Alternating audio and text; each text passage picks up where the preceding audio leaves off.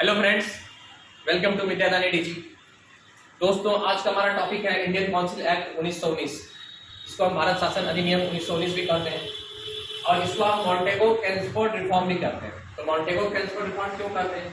क्योंकि जिस समय ये एक्ट बना था उस समय मॉन्टेगो जो थे वो भारत मामले के मंत्री थे, यानी कि सेक्रेटरी ऑफ स्टेट थे। जैसे कि हम 1858 के एक्ट में पढ़ चुके हैं, जो एक कैबिनेट मिनिस्टर होगा वो भारत मामले का मंत्री होगा और वो जो है वायसराय का रिपोर्टिंग हेड होगा, वायसराय उसको रिपोर्ट करेगा। और केल्मसफोर्ड जो थे ये वायसराय, ठीक है। तो ये 1919 की घटना है, इसलिए इसको 1919 नाम दिया गया। तो किसी भी घटना के पहले हम उस घटना के पीछे होने का कारण के बारे में जानते हैं। तो आइए जानते हैं क्यों, क्या था कारण इस एक्ट के आने के पीछे। दरअसल हुआ क्या कि 1916 वो दिन था, 1916 वो साल था, 1916 वो साल था जब लखनऊ में कांग्रेस और मुस्लिम लीग का संयुक्त अधिवेशन हुआ।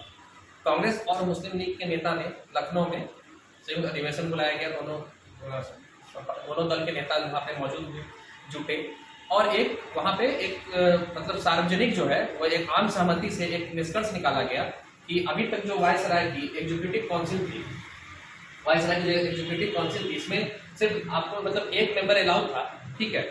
उस एक मेंबर के जगह पे कम से कम 3 मेंबर हो, कम से कम 3 मेंबर हो एग्जीक्यूटिव काउंसिल में। और इसके अलावा जो एडिशनल मेंबर्स थे जिनकी संख्या 16 से 60 थी, जो कि आपने 1909 में एक्ट में आपने देखा था, उसको बढ़ा के 150 कर दिया जाए। ये पहला निष्कर्ष निकला। पहला निष्कर्ष क्या निकला? एडिशनल मेंबर की संख्या को बढ़ा के 150 कर दिया जाए और वायसराय के एग्जीक्यूटिव काउंसिल में कम से कम 3 इंडियन हो, ठीक है, जो कि पहले अभी तक सिर्फ एक इंडियन थे। इसके अलावा और क्या निष्कर्ष निकाला गया कि जो 150 लोग यहाँ पे होंगे, मतलब वायसराय की एडिशनल मेंबर वाले टीम में, उस 150 मेंबर में कम से कम 75 जो है इंडियन हो, कम से कम 75 इंडियन हो, ठीक है। और उस 75 में से भी 1/3 मुस्लिम लीग के लोग हों, मतलब उसमें मुस्लिम हो और उसमें मुस्लिम को स्पेशल इलेक्टोरेट दिया जाए। स्पेशल इलेक्टोरेट का मतलब क्या होता है? जहाँ खड़े भी मुस्लिम ही होंगे और वोट भी मुस्लिम के डालेंगे, ठीक है।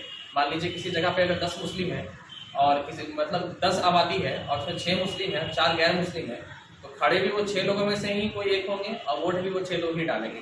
जो 4 है वो कुछ नहीं कर सकते। ये होता है स्पेशल इलेक्टोरेट। तो ये डिमांड की गई कि कम से कम 150 लोग हों और 150 में आधे जो हो इंडियन हो, यानी 75, और 75 में भी जो 25 है वो मुस्लिम हो। ये मुस्लिम लीग का डिमांड, ठीक है। और चूंकि 1914 से 1918 के बीच में प्रथम विश्व युद्ध चल रहा था, फर्स्ट वर्ल्ड वार चल रहा था, ठीक है।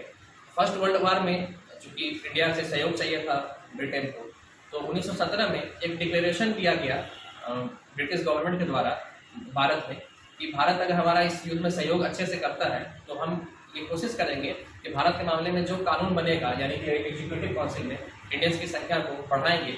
इसके अलावा भारतीयों का और भी जगह प्रतिनिधित्व हम करने में सहयोग करेंगे। इसी प्रस्ताव को अगस्त डिक्लेरेशन कहा जाता है, ठीक है। तो कहीं ना कहीं ये एक प्रलोभन था उस वक्त। तो जब इंडियन काउंसिल एक्ट 1919 आया तो उसमें मुस्लिम लीग के इस प्रस्ताव को, चूंकि जब कांग्रेस और मुस्लिम लीग के साथ मिलकर ये प्रस्ताव को किया था, तो इस प्रस्ताव को जब ब्रिटिश सरकार के पास गया तो इस प्रस्ताव को उन लोगों ने मान लिया। अब क्या माना देखिए, सबसे पहले क्या था कि वायसराय की एग्जीक्यूटिव काउंसिल में 6 लोग थे, 6 का 6 तो बरकरार रह गए। अब उस 6 में भी 3 लोग इंडियन हो गए, 3 लोग इंडियन हो गए, ठीक है। वायसराय की एग्जीक्यूटिव काउंसिल में 6 लोग थे, उस 6 में भी 3 जो थे वो इंडियन थे। इसके अलावा अब जो इसके अलावा जो आप एडिशनल मेंबर की संख्या देखते हैं, वो एडिशनल मेंबर वाले संख्या को खत्म करके यहाँ पे क्या किया गया, लेजिस्लेटिव असेंबली और काउंसिल ऑफ स्टेट की स्थापना की गई, ठीक है। यानी कि द्विसदन व्यवस्था, जैसे कि अभी है केंद्र में जो संसद है वहाँ पे 2 सदन व्यवस्था है, लोकसभा है और राज्यसभा है। वैसे ही उस वक्त 2 सदन की व्यवस्था की गई एडिशनल मेंबर को खत्म करके। पहले सिर्फ एडिशनल मेंबर हुआ करते थे, उसमें ऑफिशियल थे, नॉन ऑफिशियल थे। अब क्या क्या दो हाउस को किया गया, एक लेजिस्लेटिव असेंबली किया गया, एक काउंसिल ऑफ स्टेट किया गया, ठीक है। लेजिस्लेटिव असेंबली को हम लोअर हाउस करते थे उस वक्त और काउंसिल ऑफ स्टेट को अपर हाउस करते थे। आप सिंपल शब्द में समझिए, लेजिस्लेटिव असेंबली मतलब वर्तमान का लोकसभा, ठीक है। और काउंसिल ऑफ स्टेट मतलब वर्तमान का राज्यसभा, राज्यसभा को अपर हाउस भी करते हैं और लोकसभा को लोअर हाउस भी करते हैं। लोकसभा को हम लोअर हाउस भी करते हैं और राज्यसभा को अपर हाउस भी करते हैं। तो ये व्यवस्था की गई। तो आपसे क्वेश्चन एग्जाम में आएगा कि द्वि सदन व्यवस्था जो है वो कब लाया गया, तो वो लाया गया इंडियन काउंसिल एक्ट 1919 में या फिर मॉन्टेगो कैम्सफोर्ड रिफॉर्म 1919 में। ठीक है, तो अब इसमें जो संख्या थी, मुस्लिम लीग ने डिमांड किया था कि टोटल जो एडिशनल मेंबर हो कम से कम 150 हो। तो यहाँ ब्रिटिश गवर्नमेंट ने बात मान लिया होगा, यहाँ 150 से बहुत ज्यादा मेंबर हो गए। कैसे? तो लोअर हाउस में मेंबर की संख्या कर दी गई 145 और अपर हाउस में 60, देख सकते हैं। तो सब मिला के लगभग 205 हो गए। जहां वो लोग 150 मांग रहे थे और 150 के बदले उनको 205 मिल गया टोटल। ठीक है, लेकिन यहाँ पे दो पार्ट कर दिया गया, एक किया गया लोअर हाउस, एक किया गया अपर हाउस। लोअर हाउस को कहते थे लेजिस्लेटिव असेंबली, अपर हाउस को काउंसिल ऑफ स्टेट।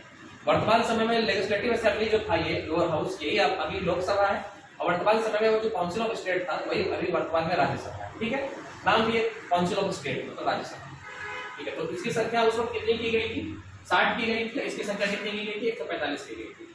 इसके अलावा मुस्लिम लीग ने एक मांग और मांगा था कि जो भी लोग वहां से इलेक्ट होकर के आएंगे उनका टेन्योर जो हो, कार्यकाल जो हो 5 साल का हो। इस बात को नहीं माना गया, उनका कार्यकाल को 3 साल रखा गया। जैसे अभी चुनाव के जो भी सांसद लोग आते हैं 5 साल रहते हैं, उस वक्त 3 साल। ठीक है, अब आइए यहाँ पे एक चीज देखते हैं क्या। यहाँ तो आपने ये कॉन्सेप्ट तो क्लियर आपका हो गया होगा कि द्विसदनीय व्यवस्था जो है ये 1919 में आया, लेजिस्लेटिव असेंबली आया, काउंसिल ऑफ स्टेट आया, उसको लोअर हाउस करते हैं, उसको अपर हाउस करते हैं। इसकी संख्या 145 थी, उसकी संख्या 60, दोनों मिलाकर 205 हुआ। पहले हम माना जा रहा था 150। अब इस 145 में भी 104 मेंबर जो थे ये इलेक्ट होके आते थे। ठीक है, इलेक्ट मतलब डायरेक्ट इलेक्शन से आते थे। और 41 मेंबर जो थे ये नॉमिनेट होते थे। जैसे कि अभी तक आप देखते आ रहे थे कि गवर्नर जनरल की काउंसिल या गवर्नर जनरल नॉमिनेट करते थे एडिशनल मेंबर को। तो यहाँ पे वो कॉन्सेप्ट रही क्या नॉमिनेशन का, लेकिन कॉन्सेप्ट चेंज हो गया कि असेंबली में टूट गया। अब क्या 104 लोग इलेक्ट होके आएंगे और 41 लोग नॉमिनेट होके आएंगे। आप आज भी देखते हैं राज्यसभा में 12 लोग नॉमिनेट होके आते हैं, बाकी लोग इलेक्ट होके आते हैं। लोकसभा में भी इलेक्ट होके भी आते हैं और नॉमिनेट होके भी आते हैं। वैसे अभी यहाँ पे 41 लोग नॉमिनेट होके आए, 104 लोग इलेक्ट होके आए। ठीक है, और काउंसिल ऑफ स्टेट में क्या था, टोटल संख्या 60 थी, उसमें 37 लोग नॉमिनेट होके आया, 33 इलेक्ट होके आया। यहाँ जो थी इलेक्ट वाली की संख्या कम थी। यहाँ तो 104 इलेक्ट होके आए और 41 नॉमिनेट होके आए। और यहाँ काउंसिल ऑफ स्टेट में 37 लोग नॉमिनेट होके आए और 33 लोग इलेक्ट होके आए। ठीक है, तो अब आप देखिए टोटल इलेक्ट होके कितने लोग आए। टोटल इलेक्ट होके आए 104 और 33, यानी कि 137 लोग टोटल इलेक्ट होके आए। ठीक है, आउट ऑफ 205। अब इस 137 में से भी यूरोप ने 12 सीट यूरोपियन के लिए कर दिया रिजर्व। इसको आज हम एंग्लो इंडियन जो कहते हैं, ये समझ लीजिए वही कर सकते हैं। ठीक है, 12 सीट यूरोपियन के लिए कर दिया रिजर्व। तो अब टोटल सीट कितना बच गया इंडियंस के लिए? 125 इस पे इलेक्शन होगा। अब मुस्लिम लीग ने क्या कहा था कि मुझे 1/3 सीट चाहिए। ठीक है, मुस्लिमों के लिए, जो कि उनका स्पेशल इलेक्टोरेट। तो इसमें मुस्लिम लीग को 41 सीट दे दिया गया, 41, यानी कि कहीं ना कहीं 1/3 लगभग दे दिया गया। मुस्लिम लीग इस फैसले से संतुष्ट हो गई, लेकिन कहीं ना कहीं ये देश की एकता को तोड़ने जैसा था, क्योंकि अगर स्पेशल इलेक्टोरेट दे दिया जाएगा तो वहाँ उस धर्म के अलावा जो दूसरे धर्म के लोग रहेंगे उनको मताधिकार का प्रयोग करने का अधिकार नहीं रहेगा। तो ये कहीं ना कहीं एक मजबूत लोकतंत्र के लिए चोट करने जैसा है। तो ये था आपका Indian council act 1919, Montagu Chelmsford reform 1919। अब इसमें ही नेक्स्ट टॉपिक अभी हम जो पढ़ने वाले हैं वो है डायरेक्टी, यानी कि डुअल गवर्नमेंट। तो आइए देखते हैं क्या है डायरेक्टी।